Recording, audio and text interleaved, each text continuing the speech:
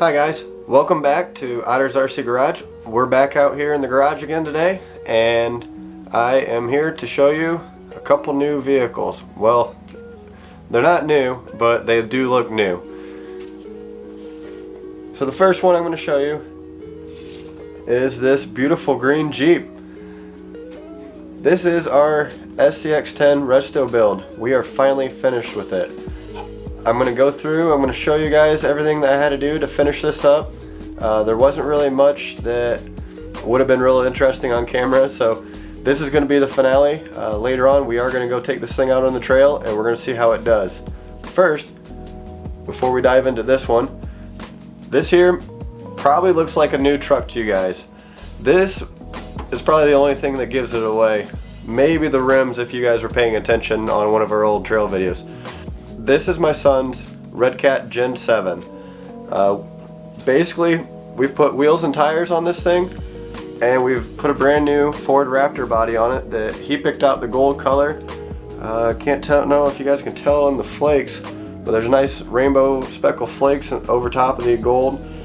We did tape off a little bit extra. It's got the sunroof. Pretty cool truck overall. He decided to add the flames. I think he wants to take those off now, but that's part of doing this. It's customizing it the way you want. We do have a new front bumper coming, so once we do put the new front bumper on and the new rear bumper that we got coming, really this thing is going to look like a brand new truck, which is pretty cool. This is a, you know, about a $230 truck, $220, about that ballpark range. And with a few little things, this thing is a scale trail crawler. Very cool truck. I think this thing's came together real well. We are getting a new bumper because we got a hitch, and we did get a trailer, so a little something for upcoming videos. Look forward to seeing this out on the trail. We do got some action shots of this thing out on the trail later as well. So this is the conclusion to our SCX10.1 Resto build. Overall, I think this thing turned out awesome. So, first things first, we were gonna magnet mount the body. We tried and it did not work. It would work if this thing had some sort of internal cage or something that the body mounted to, that you could then mount the magnets to that. So we ended up, as you can see, using some posts there, some posts to the top there, and really I think overall it doesn't subtract anything from the vehicle. I had to do really no trimming yet. Once we took it out on the trail, I am going to have to trim the body a little bit here. Once this turns and the wheel comes up, it does end up rubbing. So I don't think I'm going to have to trim much. I think I can keep majority of that fender there. I'm going to try and do that real slowly just so I can keep that whole fender liner looking pretty good. So body looks awesome. We painted that at the same time we painted the gold body for my son's Gen7. Girlfriend did the whole sticker job on it. She did the window masking as well. And this thing it really turned out great. I'm going to flash up a before picture of this thing.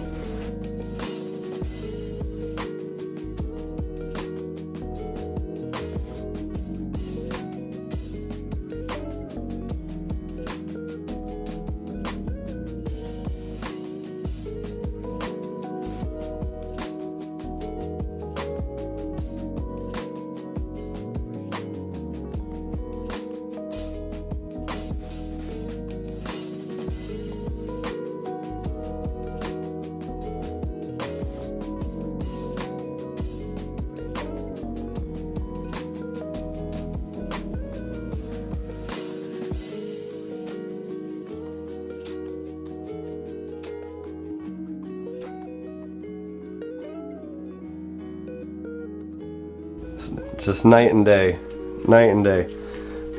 Alright, so next thing I did,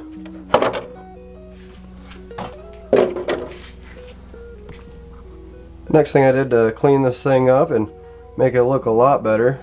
Like I said, you guys probably don't recognize it. Recognize the wheels and the shocks, probably the links, if you followed along with our part 2 and our part 3. You recognize that transmission.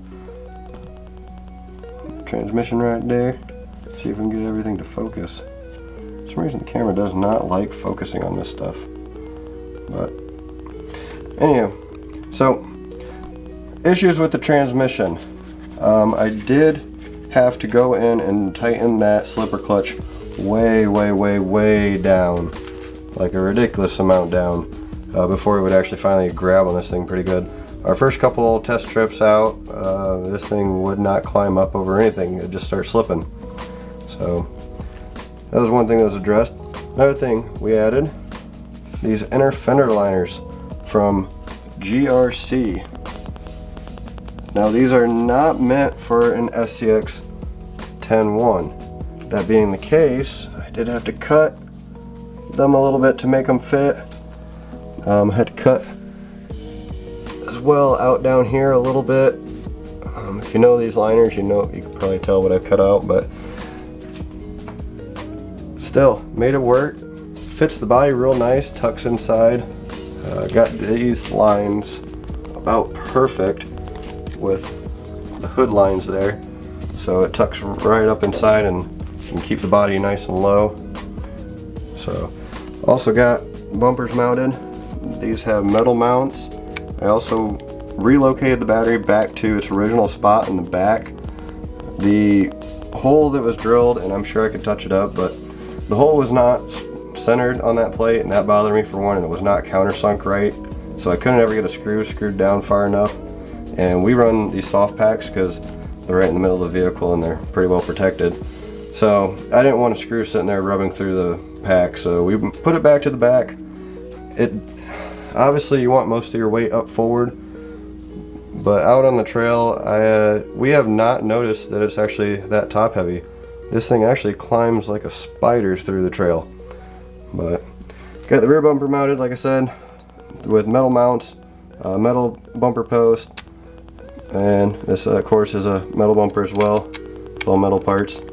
The trailer we have, for whatever reason, the ball they sent is a little bit bigger than the standard ball that you normally get on a receiver, but we're going to take the ball off the redcat bumper, and I have another receiver coming with the right ball, so we'll end up with two correct balls for both hers and my son's. So see on to the front. One thing pretty cool about this that I didn't realize when I was ordering this front bumper, but these covers, let's see if it'll pick these covers up. These covers actually say Jeep. There they go. They actually say Jeep on them. That's pretty cool.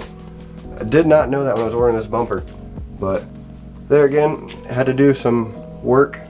I actually had to mount these posts. I had to drill new holes for them, mounted all the way in, so that this would actually suck up against the body farther enough. It still isn't sucked up as far as what I would like, but it's good enough. It's about perfect. And if we ever find a light bar the right size, there's just enough room here. We could fit a light bar or even a winch. I'm not really a fan of winches. They seem to burn out the second you get them a little tiny bit wet. This thing's like night and day from when we got it. And like I said, this thing has been crawling great. So I'm gonna put the body back on. We've got a battery charged up. We're gonna take this thing out on the trail. So see you guys out on the trail.